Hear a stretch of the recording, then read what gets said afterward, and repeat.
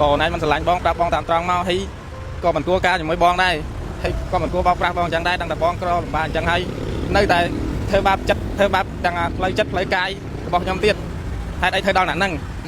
đau này miền chặt chim nơi đây tí còn mình sẽ lạnh bong hay mấy trò vô trò tầm bắt bong tới tiết vô đang mà to vô đang chiến vô đang lôi chùm non đây của mò ao hai nó sao là khảo đây cái ca ban pin ngay kia vô bị nhom tới ở linh đây bọn ơi vô cái là vô rồi trận chiến lôi bàn đa cá hay mà to nhom to luôn một cái rương vô đó không bạt bong ai bảo bốn tôm cá ban pin ngày bạt bong miền ta sẽ bên này nơi bong nơi gìแต่ยังไม่เลยฉบับปีพุ่งคมตัวดังเลยปีพุ่งคมเต็มตรึ còn biết mua ai khang bảo bốn đang bằng chơi bèo tí bạn มุดเช่นสารัดบ้าง chân giả đạt บาดบ้างแกเอาลอยปีกล้วนอะไรให้บ้านลอยบรรดาแกลอยจะนองได้มากเก็บหมดเลยเอาที chẳng hạn bạn ấy thằng vô ta lôi cho nó này cái chọn này mất mẹ giờ ngay nó chọn này vô ta mà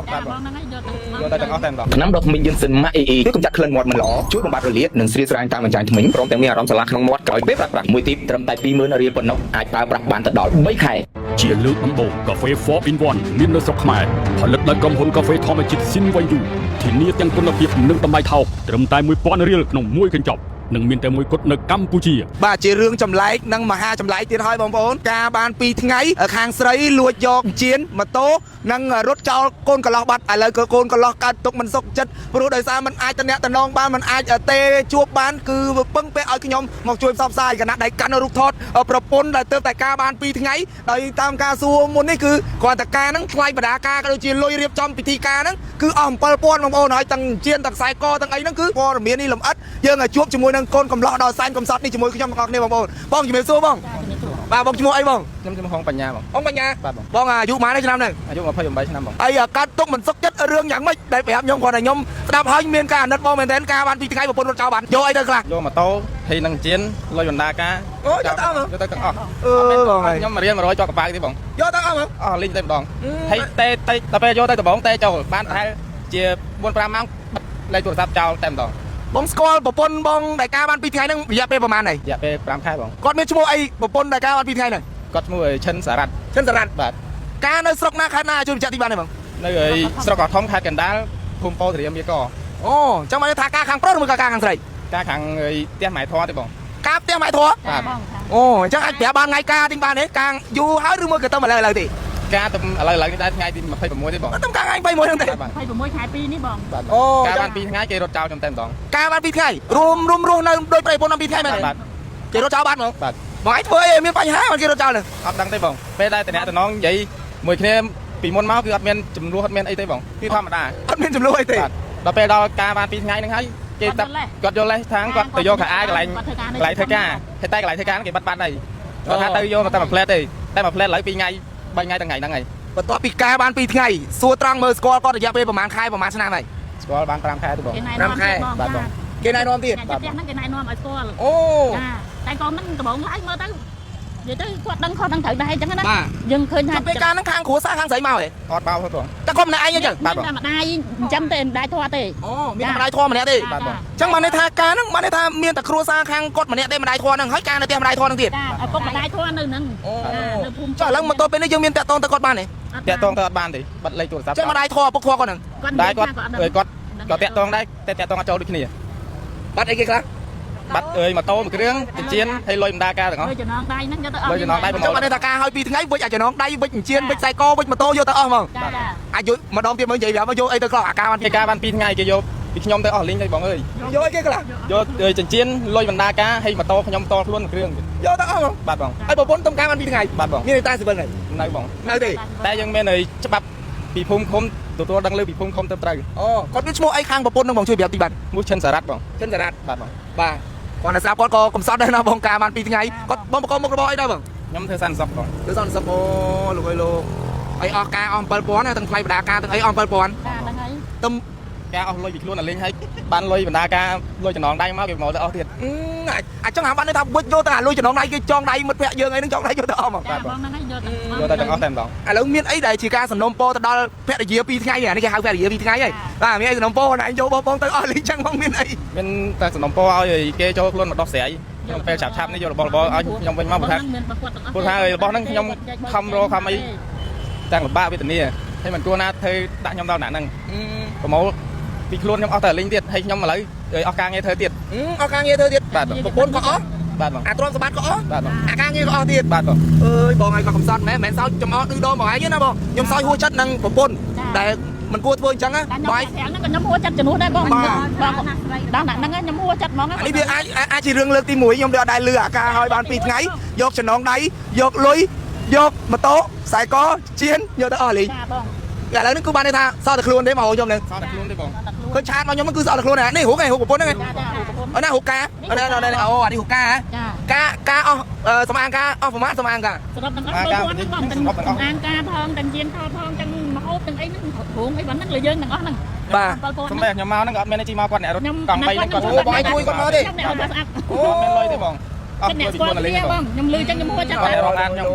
គាត់ថេញអាណិតខ្ញុំគាត់ជួយខ្ញុំមកតែម្ដង ហើយគាត់ស្លូតបងគាត់ស្លូតណាស់ហេតុអីគាត់នឹងទៅធ្វើអញ្ចឹងដាក់គាត់អញ្ចឹងណា បាទអូបងអូនស្រីហើយបងអូនស្រី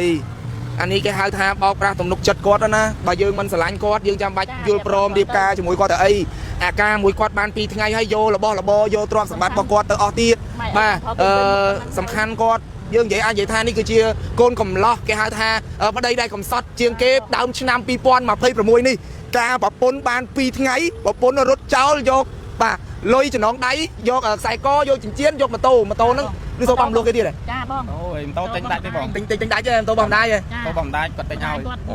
អាហ្នឹងចំណងដៃមិនដៃឲ្យដែរមែន បាទបង គាត់អត់កូនអត់មានអីជីទៅធ្វើការអញ្ចឹងហ៎បងគាត់ធ្វើសំសក់ហ្នឹងហើយមានចំណូលណាច្រើនបងដឹងហើយ បងយល់ឃើញយ៉ាងម៉េចចំពោះរឿងរ៉ាវដែលបានកើតឡើងហ្នឹងតែបងអូនស្រីដែលជាប្រពន្ធគេហៅប្រពន្ធ2ថ្ងៃបងមានអីដែលនិយាយទៅគាត់ធ្វើអញ្ចឹងគាត់បីអត់បងអាចនិយាយបាន ខ្ញុំគាត់នៅស្ដាប់ណា បាទ ស្ដាប់រឿងដែលបងស្រីគាត់ឆាតប្រាប់ខ្ញុំមកខ្ញុំដឹកញៀវមកហ្នឹងហើយដល់លឺខ្ញុំហួចចិត្តហ៎បងខ្ញុំជាស្រីដែរហេតុអីគាត់លេងធ្វើដល់ថ្នាក់ហ្នឹងបើថាមិនស្រឡាញ់គាត់ទេយើងមិនបាច់មកចូលខ្លួនការស្របច្បាប់អីមួយគ្នាអញ្ចឹងទេមកបោកប្រាស់ទំនុកចិត្តគាត់អញ្ចឹងទេគាត់តែលឺខ្ញុំក៏អួតដើមគាត់ដែរបងនឹងនិយាយថាមិនចាញ់ហួចចិត្តហ្មង ហើយបងស្រីកាន់ឧទ្ធទៅអីគេដែរ បងបកខ្ញុំត្រូវបងបកកើត បងបង្កើតអាចមកចូលមកនិយាយខ្ញុំចង់បងបង្កើតអាចជួយប្រាប់ពីអ្វីដែលគេបោកប្រាស់ប្អូនបងឯងតើធ្វើទង្វើបែបហ្នឹងវ